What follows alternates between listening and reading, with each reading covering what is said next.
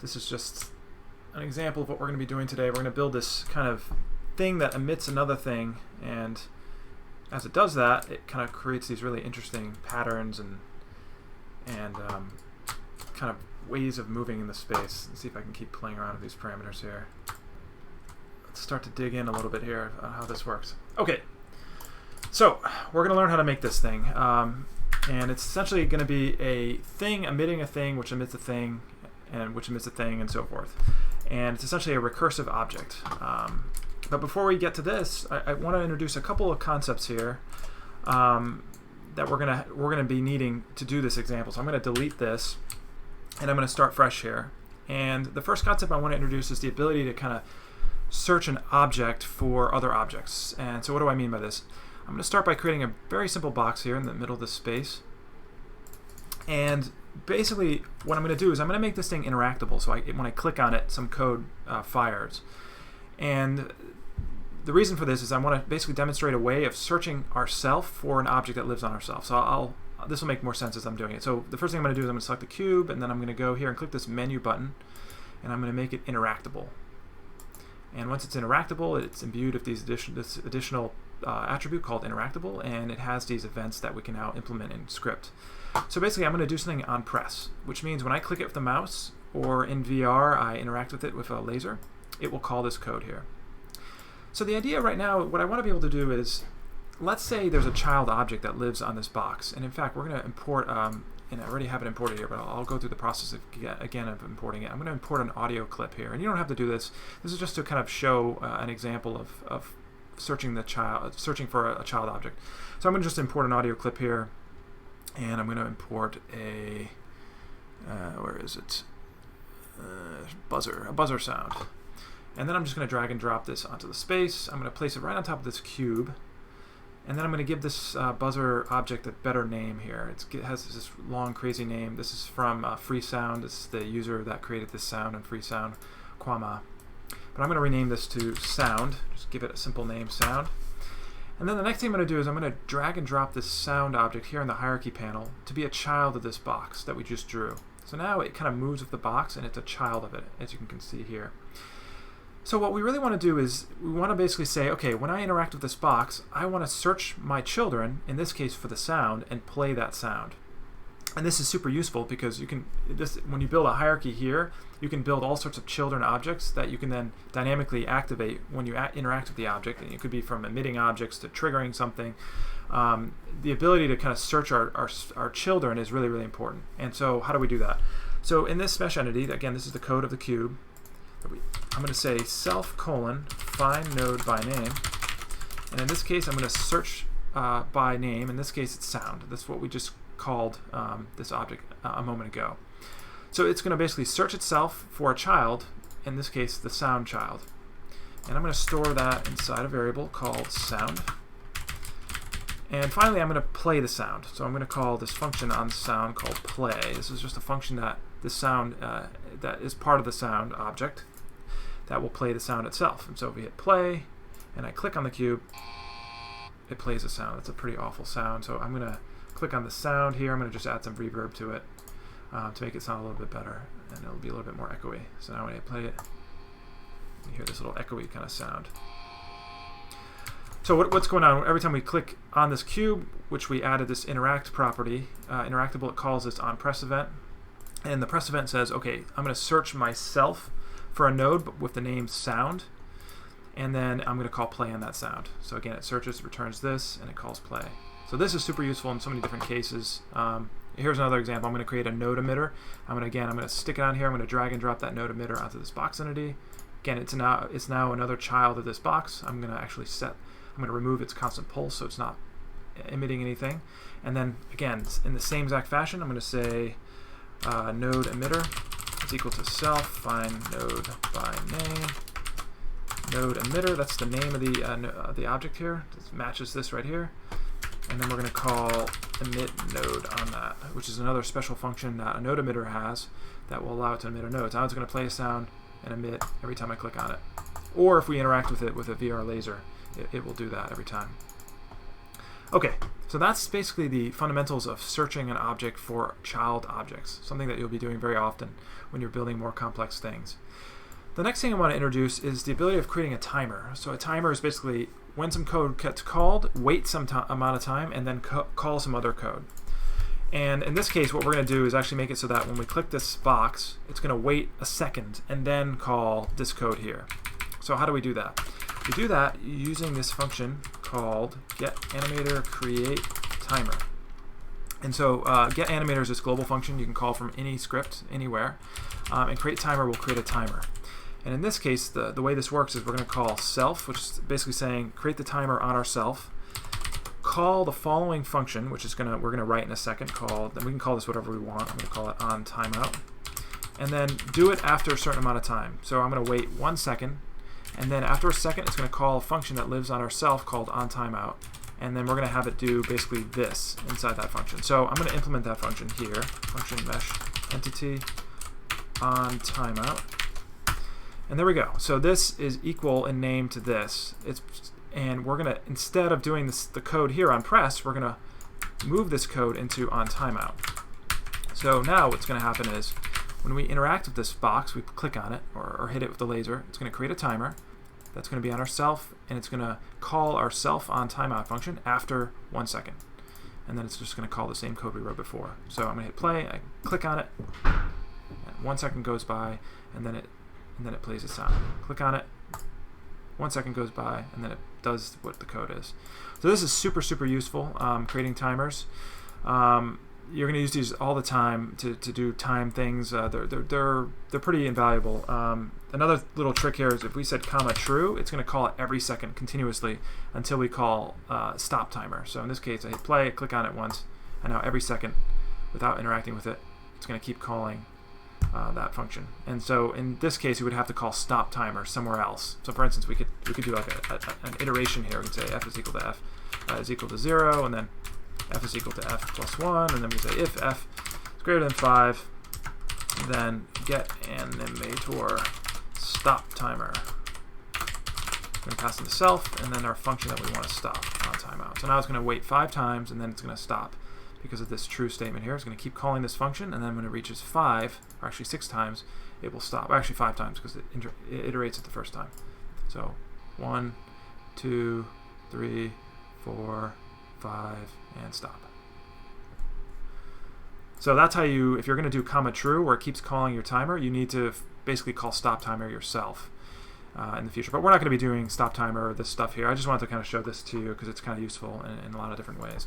Okay, so now we know about searching ourself for children and calling timers. And so I'm going to go ahead and delete this object. We actually don't need this now. We're going to rebuild this recursive object from scratch. But now we have the building blocks we need to build it. Okay, so the first thing we're going to do is we're going to draw an object that we're going to kind of that we want to recursively create.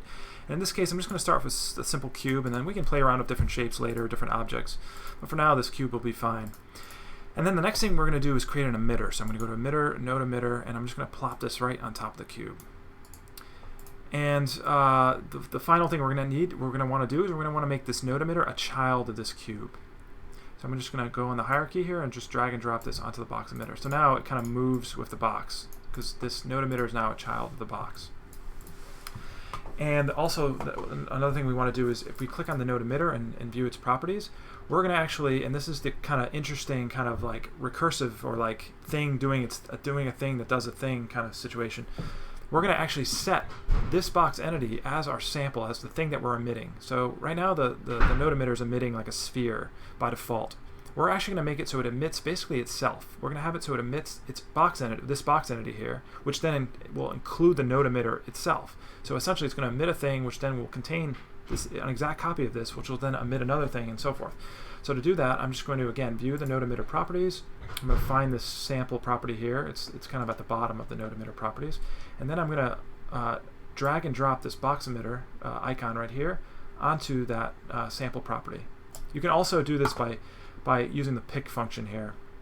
So if I clear this out here, you can also use pick here. So you hit pick, you can now pick either from the hierarchy here or from here. And what we want is this box entity. We want the parent object of the node emitter. Okay, so what is this going to do? Basically, every time when we hit play, and I'm going to show you what's going to happen now, it's going to emit a thing, which is then going to emit a thing, which is going to emit a thing. So I'm going to move out here so you can kind of see what's going to happen. So I hit play. That's going to emit a thing, which then emits a thing. Now the original thing is going to emit a thing as well, because it's still going, which is going to emit a thing, which is going to emit a thing. So if we can't leave this, if we keep running this, it's going to basically explode in complexity to the point where symmetry is going to freeze completely. So if this happens to you, and I'm going to let it happen here, well, Simmetri is going to kind of detect that this is happening, and it will automatically stop the scene. It basically measures the time between 2 frames, and if the time goes above some threshold, like if it takes more than like 10 seconds to render 1 frame, it decides, okay, this is too complicated, I'm going to hit stop. And so that's what we're waiting for right now. We're basically saying, okay, Simmetri, just this is too complicated. We'll wait for it to stop. And so if we give it a second here, so if this happens to you, have no fear. You just have to kind of be patient. And it will stop it in a few seconds.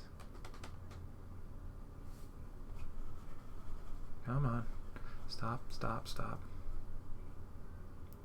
Your results may vary sometimes depending on when it actually does the last emission, when it emitted the last group of things. You know, it's like if that group was really, really big and complicated, then one more of that, and then so dependent where it caught it, basically. So it should stop, but if it doesn't actually stop, if the time between 2 frames is just ridiculously long, then we may have to kind of manually stop this here by force quitting the app, but it should stop. You just have to be very, very patient, but for the purposes of this tutorial here, I may just have to like force quit this, so that we're not here forever, because it could be you know, the funny thing is I did this like a million times to test this to set up for this tutorial, and I was like, oh, and every time it works fine. And then of course the one time you do the tutorial, it happens to just pick one case where it's like ridiculous. Okay, so this is very inelegant here, but I'm gonna have to stop this explicitly. I'm gonna force quit this here. Yes, folks, we are live here. Again, if you wait long enough, it'll eventually stop, so you won't lose work, but I have to unfortunately force quit it for the purposes of this tutorial here. Okay, so we're going to go ahead and recreate this box here. I'm going to create this emitter, and I'm going to set this as a child, and then I'm going to set that box entity as the sample that we're emitting. So once again, I'm going to hit play. I'm not going to let it play past it, but we're right back to where we started. It's going to emit a thing, which is going to emit a thing, which emits a thing, and it explodes in complexity. But I'm going to hit stop before that happens. Okay, so the first thing we need to do is obviously make it so that it doesn't go crazy like that. And so how do we do that? If we click on the node emitter and view its properties, we want to basically make it so each emitter only emits exactly 1 item. So we're going to set total to emit to 1. We don't need to set max simultaneous in this case. We want to make sure that total to emit is 1. So what happens now when we hit play is exactly each emitter emits 1 item, and then the next one emits 1 item, but the original items aren't emitting anymore. So it ensures there's just 1 item emits, while the other items each emit 1, and it kind of goes on indefinitely now. So our complexity doesn't grow too fast. And I'm going to actually go to the node emitter here. I'm going to speed up the continuous. So the rate at which they're emitting right now is controlled by this continuous pulse. So I'm going to actually speed this up a little bit so you can kind of, it's a little bit more interesting now. So now you get this kind of interesting, kind of constant thing that's going on. So each one is emitting a thing, which goes on. And so what's actually happening is they're each emitting from the direction of the emitter. So as the box falls over, it'll like emit. Now it's probably flipped over, and so it's emitting into the ground. And so it kind of, one little trick here is to set, if you click on the node emitter, under area, you can say use parent surface, set this to true. And what it basically does is the node emitter now will choose a random normal of this cube, so it's just basically a random face of the cube to emit from. So now it'll be a little bit more random, which will be a little bit more interesting. So the next thing, using some of the stuff we learned now regarding timers and searching children, what we want to actually do is we want to make it so that these things emit and then freeze in midair. That's a little bit more interesting, because then we'll create these interesting kind of patterns that emerge in midair. And so to do this, we're going to have to create some script that's going to basically set things up in such a way that we can freeze the object. And what do I mean by freezing? I'm going to show you right now. I'm going to, you don't have to create this, but if I have an object that has a rigid body like this cube here, 1 second, I'm going to disable our emitter for a second here so you can see this. If I go into its properties and set rigid body active to false, it effectively will hold it wherever it is. So whenever I hit false, it deactivates its rigid body, which determines its physical properties, and it essentially holds it in place. So we want to set this property programmatically. And so that's the idea. So every time it emits, it's going to wait a little bit, and then it will freeze it by setting active to false. You can also set movable to false, which makes it'll still be collidable. Actually, let's do movable instead of active. So that means it will remain collidable, and I'll show you exactly what I mean. So right now, it's not movable, but it's still collidable. Versus if it's active false, it becomes transparent, so to speak, from physics. So we'll set movable to false on this object, on the emitted objects. So back to the node emitter, I'm going to re-enable this so it's emitting them. Okay, so what what we're going to do is we're going to set that movability property on each object that's emitted to false. So to do this, what we're going to do is we're going to click on node emitter, and then we're going to again search all the way to the bottom of its list of properties, and you're going to find these events. And so these are again events that are generated by the object. In this case, we're interested on the onEmit event. So we're going to click on that, and it's going to bring open a little code window here. So what this does, this code gets called anytime a node emitter emits an object. And so it's going to get called once for the first object, and then when the next object gets emitted, it will get called once for that, and then once for each object that's basically emitted. This will get called. And it's in here where we're going to be able to alter properties on our object to make it freeze in midair. So before we do this, we're going to have to. It's a little bit mind-bending, but what we want to do is right now, basically, the way it's set up is everything that's emitted, each object is actually referring to the original object. So they're actually emitting the original object in the space, because the property is basically every time we make a copy of the object, it's storing the property, the sample property that basically refers to the original object. So basically, every object in the space is actually cloning the source object, the original object in the space. But we actually want to make it so that every object clones itself, which visibly will be identical. But by cloning ourself, we're also going to transfer over like linear velocities and a bunch of other properties that each object will have amassed at its point in space. So this object is just sitting here on the ground, and so therefore each object that's getting copied is actually copying the fact that it's just sitting on the ground, so it has no linear velocity. We want to copy the object. We want to make sure that the thing that we're emitting is the thing itself, so that it transfers over its velocity. So it'll be a much more interesting result. So to do this, what we're going to basically do is we're going to look at the emitted object, which is passed in here. So that's the parameter here. This obj is basically the object that's emitted. So what we want to do is, again, we want to find a node by name on it, and we're going to find the node emitter on the newly emitted object. So the object that's emitted, if I pause this here, we want to basically find the node emitter on the object that was emitted, basically, because it's in there that we're going to then set its sample to itself, basically. So this is a little bit, I'll try to explain this by slowing things down, but so basically I'm going to set node emitter.sample is equal to the obj, the object. So this is no different than, the other way to think about this is, imagine this is emitting it, and I'm just going to make a copy of this to show kind of like in slow motion, kind of like, imagine it emitted this object. We want basically it to kind of go in here, and by default, the node emitter on this copy is actually pointing to the source object. That's this original object. Actually, when we're actually making copies, it does correctly rewire it. But the node emitter itself won't do this for us. So what we need to do is basically assign ourself this sample. We want to assign the emitted object to its own self, and that's basically what this code does. This is a little bit. I realize it's a little bit weird. It's difficult to explain, but just think of it as the node emitter emits an object that is actually still pointing to the original object, and we just want to make sure it points to itself. And that's what this does, basically. We're finding that node emitter on the copied object, and then we're setting its sample property, this, to point to itself, to the parent of itself, which is this. And that's what this does here. So maybe a better way to do this is to say is equal to node emitter get parent node. That's another way to think of it. But we'll leave it like this for now. Okay, so now if we hit play, I'm going to delete this copy that we just made. It's going to now, you'll see that it's a lot more wacky, because every object that's emitted, it transfers that linear velocity. Wherever it's currently in, whatever its linear velocity is when it's emitted, that is then copied into the next one and so forth. So it's a lot more kind of, I think it produces a lot more interesting results. And we're going to keep playing around with the properties so we can keep discovering interesting patterns that arise. Okay, so the next thing we want to do is we want to have it freeze in midair. So basically it's going to pop out, and then after maybe a split second, it's going to freeze and make it hold.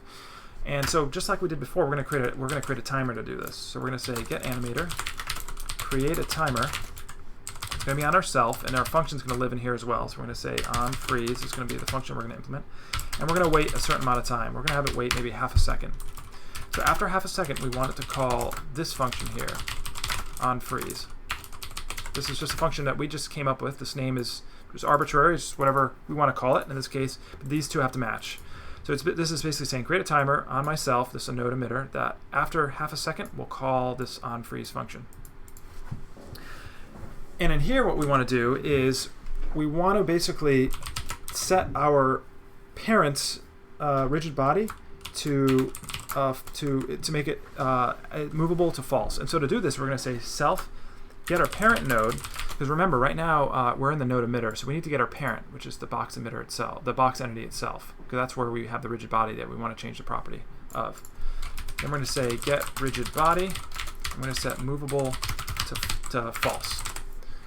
So if we hit play, you'll see that this is actually not going to work correctly, because what ends up happening is movable is false after half a second.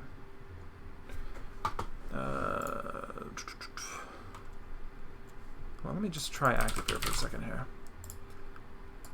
Okay, don't remember why movable, but anyways, we'll get back to that in a second. So let's just set the active property for now. So again, what's happening here is it's setting active to false, but the problem is that these are all what's referred to as shared copies. So they all share the same properties, and I'll show you what I mean by this. If I create an object out here and I hold on Alt and Control at the same time, I'm making a shared copy. And this is what the node emitter does by default when it makes copies.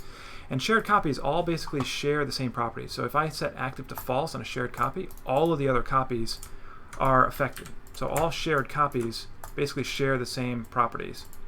And so that's no good, because when this thing emits, we're going to set that active property of false on that object, which means that the original object will be set to false, as well as all other objects that are created. So that's why they all just kind of freeze, and then it stops working, and they're all just kind of copying in place.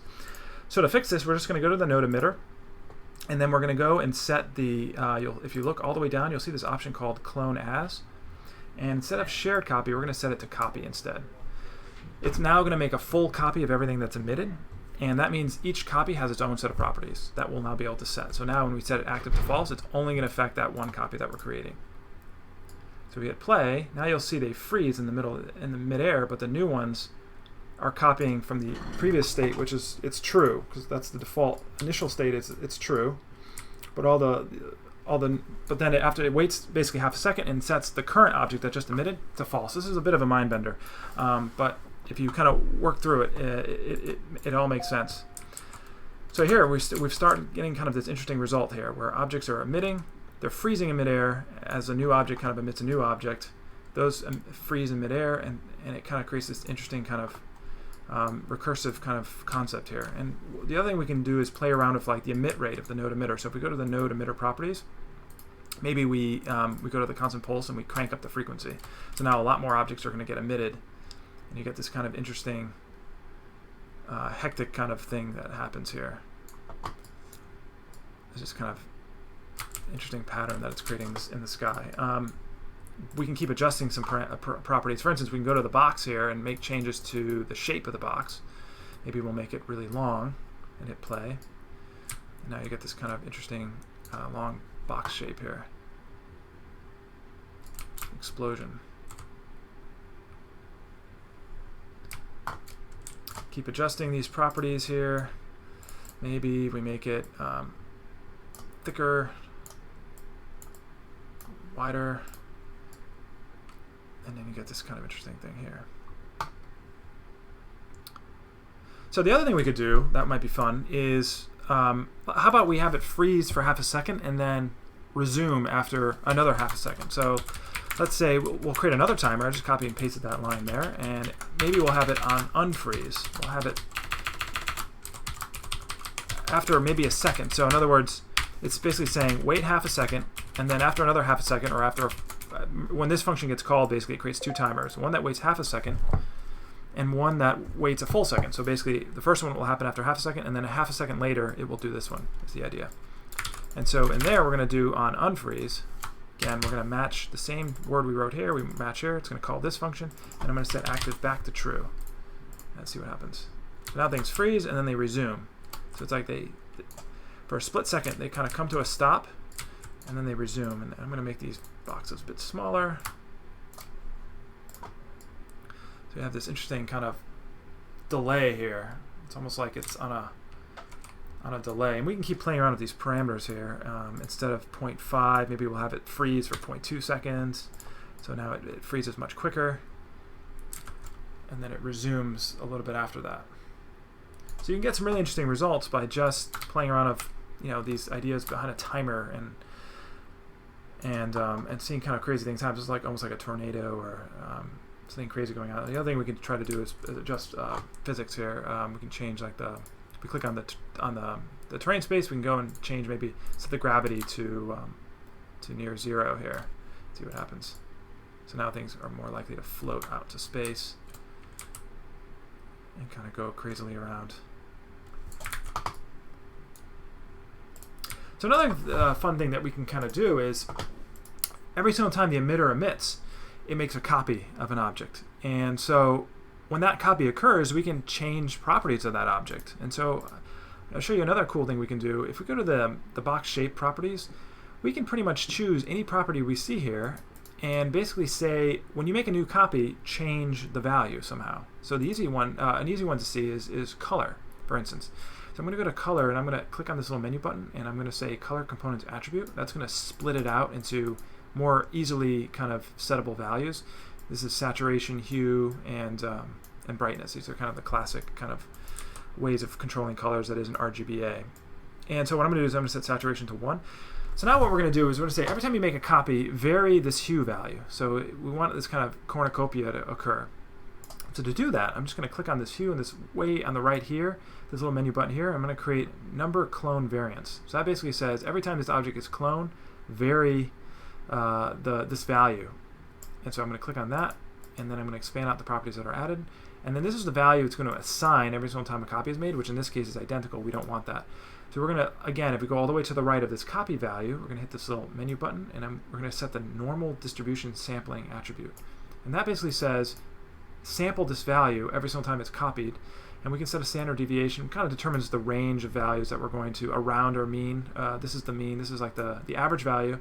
And then the standard deviation is going to determine kind of the range around that we're going to sample. So it's going to basically choose hues that are plus and minus 30 is one way to think of it, around that. So now when we hit play, every single time this thing is copied, it's going to say, okay, I'm going to choose a hue value around this mean here, which will allow us to kind of create these crazy colory kind of things. And I'm going to crank up maybe the standard deviation a little bit. Hit stop and restart that. So now we have this kind of interesting self-replicating kind of colorized pattern that's occurring here. And I'm going to keep adjusting the node emitter properties here. Let's try making the initial velocity is reduced to initial velocity. The other thing we can play around is like the radius here. There's a lot of parameters that we can adjust here. And this is without gravity. I'm going to click on the ground again, maybe set the gravity back up. It's inverted gravity. This is like, again, proper gravity. So there's kind of something interesting you can do. I think is really interesting. This idea of recursion and kind of creating these kind of interesting effects. So one thing we could do in VR, for instance, let's say we have this crazy thing that's now getting copied in front of us, and we can kind of watch this in VR. So I'm going to create a VR rig preset, and I'm going to stick this over here. And one thing we could do here is I'm going to create a little button near us that when we push this will slow down time. So I've just created a simple box here. This will be this thing that when we interact with it with the laser, it will slow down time. And then I'm going to go to the interactions, and I'm going to select slow time, and I'm going to click that box. So basically this creates a little bit of script in there that it pre-adds that when we interact with it with the laser, will slow down time. So if I switch to VR here, mode, and immerse. And so there it goes, watching this thing happen.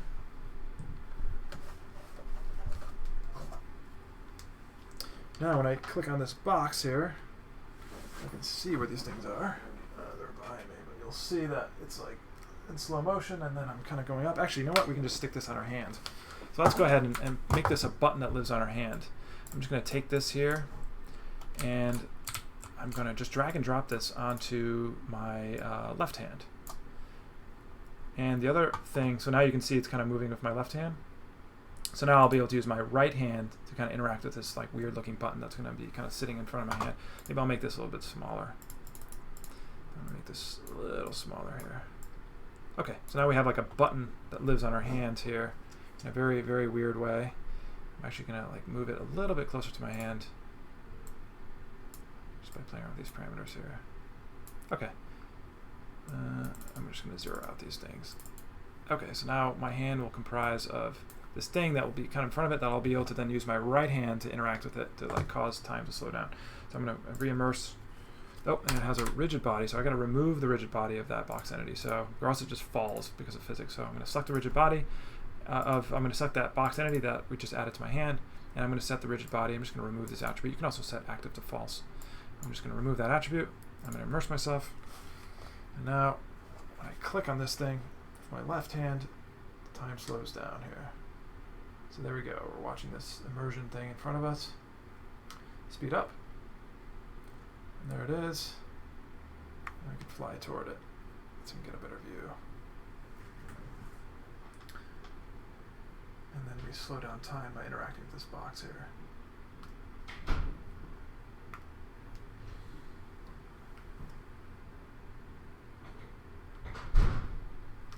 So every time I interact with this, it slows down time. So that's another fun little thing, is to stick little panels on our hands, and we'll get into more of that in a future lesson. But there you go. This is an example of creating a little recursive toy. I hope you found this interesting. By the way, under the Learn menu, you'll find a link here to join our Discord server. So if you haven't done that, be sure to do that. We're always in the chat room. We're always answering questions in the chat room. We're always happy to answer any questions that you guys throw at us. Maybe you have some questions about how to do this, or have other things you'd like to see, or just ask away, and we're super happy to show you guys how to do things. So I hope you enjoyed this, and we'll see you next time.